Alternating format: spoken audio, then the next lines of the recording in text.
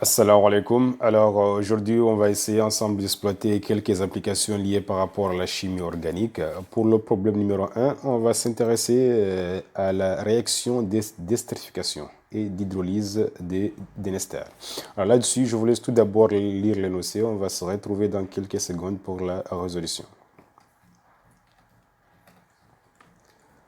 Alors, ici, question demandée, on nous a dit l'analyse du composé C a permis d'établir sa formule brute qui est de 66H12O2. Alors, afin de déterminer la formule semi-développée de ce composé, on réalise les expériences suivantes. Première expérience, l'hydrolyse de C donne un acide carboxylique A et un alcool B. Alors, effectivement, si nous avons l'hydrolyse de C nous donne un acide carboxylique avec un alcool, effectivement, c'est la fonction de C, c'est un ester. Hein. Alors, l'acide carboxylique A réagit avec le pentachlorure de phosphore pour donner un composé X. Alors, effectivement, l'acide carboxylique réagit avec le pentachlorure de phosphore. Effectivement, X doit être un chlorure d'acyle. Par l'action de l'ammoniac sur X, on obtient un composé organique D, HN carboné saturé non ramifié. Alors, ici, D peut être un amide, hein, parce que déjà, nous avons l'ammoniac qui, s'il réagit avec un chlorure d'acyle, donne ce qu'on appelle un amide. Alors, l'amide ici doit être un amide primaire, hein, en réalité, puisque la chaîne du carboné du composé D n'est pas ramifiée. Alors, la masse molaire du composé D est de 59 grammes par mol. Question demandée. Préciser les fonctions chimiques de C, X et D. On a déjà répondu ça. Hein. Donc, je donne juste la réponse. Alors, petit b, maintenant, on demande de déterminer donc, la formule semi-développée et le nom de D. Alors, connaissant la masse molaire du composé D, on peut faire ceci. On sait que toutes les amides ont une formule semi-développée, n'est-ce pas? Identique. Maintenant, tout dépend si l'amide est des classes primaires, secondaires ou tertiaires. Maintenant, leur formule brute est de la forme suivante, CN H2N, n'est-ce pas? H2N plus 1 ON. Alors, il suffit juste d'identifier ou bien de connaître le nombre de carbone renfermant donc le composé et là, vous pouvez déterminer la formule brute. Maintenant, ici, qu'est-ce qu'il faut faire? On va calculer la masse molaire du composé D en fonction de N. Maintenant, on sait que pour le carbone, sa masse molaire c'est 12N, c'est 12, donc on va prendre 12 fois le coefficient N, ça fait 12 fois N. L'hydrogène, sa masse molaire c'est 1, on aura 2N plus 1. O, l'oxygène, sa masse molaire c'est 16. L'azote, sa masse molaire c'est 14. Donc on va faire la somme. Et là, on aura la somme totale aura égale à combien? À 14N plus 31. Alors cette valeur-là, c'est à retenir par cœur. Lorsque vous aurez donc à travailler avec le composé, avec les amides, il faut savoir que la masse molaire d'un amide est égale à 14N plus 31. Ça, c'est à maîtriser dans la tête. Hein. Maintenant, lorsqu'on vous donne la masse molaire du composé, vous pouvez effectivement calculer le nombre n et de là, vous pouvez évaluer la formule brute du composé. Alors, les éléments à retenir, c'est quoi? Il faut connaître pour chaque composé organique que vous aurez à étudier, connaître sa formule brute en fonction de n et aussi connaître effectivement sa masse molaire en fonction de n. Ce sont les outils voilà, principaux donc, à retenir dans la tête pour exploiter les applications liées par rapport à la chimie organique à votre niveau.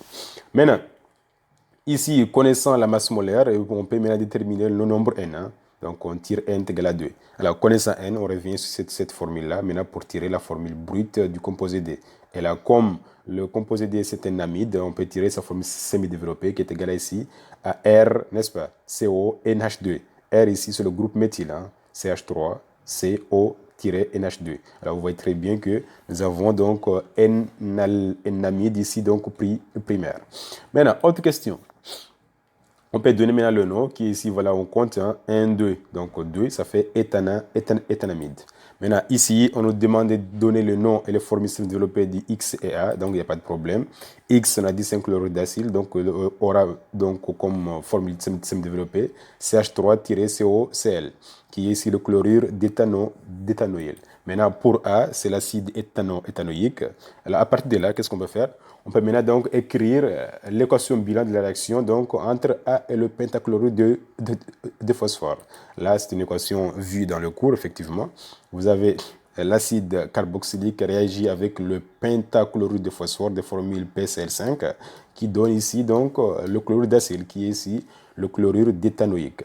Alors maintenant, on peut faire un petit rappel si vous voulez. Maintenant, pour les alcools, il faut bien retenir que pour les alcools, la formule semi-développée, c'est de la forme ROH, avec R représente le groupe alkyle.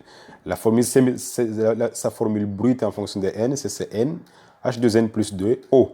Alors le nom, on dit alcanol. C'est-à-dire vous prenez l'alcane et puis vous éliminez E, vous ajoutez ol.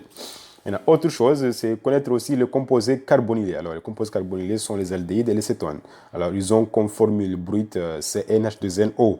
Alors, ici, sa masse moléculaire sera combien? Sera 12 plus 2, ça fait 14N plus 16. Hein? C'est ça. Alors, maintenant, les aldéhydes ont pour formule semi-développée RCOH. RCOH. Le nom, c'est alcanal. Donc, vous prenez l'alcane et vous éliminez E, vous en ajoutez al. Donc, ici, pour les cétones, c'est RCO, R'. Le R et R' sont les groupes alkyles. Alors, ici, le nom, on dit alcanone. C'est-à-dire, on prend donc l'alcane constituant donc le molécule, le composé, et on élimine le E, on ajoute on. On y est. Alors, il faut savoir qu'il y a quelques critères maintenant pour identifier si le composé carbonylé est un aldéhyde ou un cétone. Alors, voici les tests qu'il faut retenir par cœur. Maintenant, pour les aldéhydes, il faut savoir que les aldéhydes réagissent avec tous les réactifs, donc voilà, tous les réactifs donc, constituant le composé carbonylé. La différence avec le cétone ne réagit qu'avec le 2,4-dénitrophénylhydrazine, qui est ici le 2,4-DNPH. On est d'accord? Maintenant, tous les autres réactifs, les cétones ne réagissent pas. On est d'accord? Alors, vous voyez, les réactifs de Tollens, rien, il n'y a aucune réaction. Donc là, on peut savoir que si on teste un composé carbonylé avec le réactif de Tollens et que le résultat est négatif, il n'y a rien, zéro. Donc, on peut directement conclure que ce composé est un cétone. Par contre, si vous avez le dépôt de miroir d'argent, donc on peut conclure que nous avons un aldéhyde. Voilà donc les critères à connaître par cœur aussi. Maintenant, on peut revenir dans notre exercice. Alors, pour la question numéro 2, on nous a dit que l'alcool B est un alcool non ramifié. Il est oxydé par une solution acidifiée de permanganate de potassium. Il se forme un composé organique E qui donne un précipité jaune avec le 2,4-dénitrophénylhydrazine. Donc ici, nous avons qui réagit avec la liqueur de Fehling. Alors maintenant, comme le composé E réagit avec la liqueur de Fehling, alors automatiquement, le composé E est un aldéhyde. On est d'accord? S'il ne réagit pas, à la conclusion, c'est un cétone. On est d'accord? Maintenant, on nous a demandé de préciser la fonction chimique de E. Effectivement, E est un aldéhyde. Hein?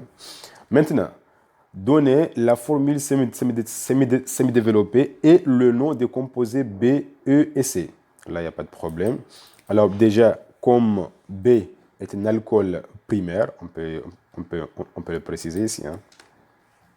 Maintenant, on nous a dit que l'équation d'hydrolyse, c'est-à-dire l'hydrolyse d'un ester, donne un alcool avec un acide carboxylique.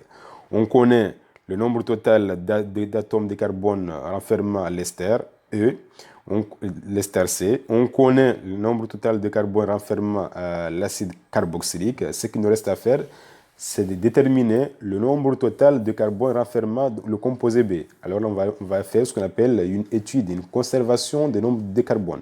Alors, il faut savoir que toute réaction chimique de composés donc, organiques, il y a conservation du nombre de carbone pendant la réaction. Là, on peut faire ceci.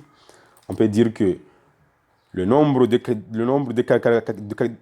carbone de l'ester est égal au nombre de carbone de l'acide plus le nombre de carbone de l'alcool. Alors maintenant, connaissant le nombre de carbone de l'ester, connaissant le nombre de carbone de l'acide, on peut tirer le nombre de carbone de l'alcool. Là, on peut faire ceci. On a NB est égal à 4. Le nombre de carbone de l'ester est égal à 6. Il faut bien voir de la formule brute du composé C. Le nombre de carbone de l'acide est égal à 2. Et là, on a ici 4. À partir de là, on peut déterminer la formule brute de l'alcool. Donc, on aura ceci. Nous avons Sa formule brute, ce sera quoi? Ce sera donc C4 H10O. Alors, formule brute, on aura ROH. R, c'est quoi? C'est le groupe alkyle. Hein. Nous avons ici le groupe alkyle, elle est là. Donc, ce sera 1, 2, 3, 4. Nous avons ici le but, un ol. On est d'accord? Voilà, voici le nom. Maintenant, E, on peut tirer maintenant le nom de E. Comme E, c'est un aldéhyde, alors on va compter comme toute réaction chimique de composés organiques, il y a toujours conservation du nombre de carbone. Alors on va voir ici que l'aldéhyde sera égal à la forme, aura comme formule semi-développée CH3, CH2, CH2-COH. Voici le groupe alkyle, c'est R. Alors ici, donc, la valeur de la chaîne fonctionnelle ici donc était de tirer COH. Alors à partir de là, le groupe fonctionnel, je m'excuse. Alors nous avons le groupe fonctionnel ici qui est de tirer COH, qui est le groupe fonctionnel donc d'un aldéhyde. Alors à partir de là, on peut donner le nom 1, 2, 3, 4. 4 noms. Donc c'est butane, donc butanal. Donc nous avons ici donc l'aldéhyde. Maintenant, autre question. Écrire l'équation bilan de la réaction de l'hydrolyse des décès. C'est un ester. Donc, voici l'équation. On peut nommer. Donc, voici, nous avons l'éthanoate de butyl, le nom de cet ester-là. Et là, nous avons ici l'acide éthanoïque qui est le composé A. Et maintenant, pour l'alcool, nous avons le but-1-ol ou bien le butanol. Maintenant, les caractéristiques, voilà, nous avons une réaction qui est lente, limitée et athermique. Alors, à partir de là, on peut faire quelques rappels. Hein. Pour obtenir des esters, la première chose à faire, on peut réagir un acide carboxylique avec un alcool pour donner un ester avec de l'eau. Ou bien, cette réaction-là a pour les caractéristiques suivantes. C'est une réaction qui est lente, limitée et athermique. Autre chose, pour obtenir des esters encore, on peut réagir un chlorure d'acide avec un alcool pour obtenir de l'ester avec des chlorures d'hydrogène. Cette réaction a les caractéristiques suivantes. Donc, c'est une réaction qui est rapide, totale et exothermique. Autre réaction encore, façon d'obtenir encore un ester, on peut réagir un anhydride d'acide avec un alcool pour obtenir de l'ester avec un acide carboxylique. Voilà, là-dessus, je vous remercie. On se retrouvera prochainement pour un nouveau tuto.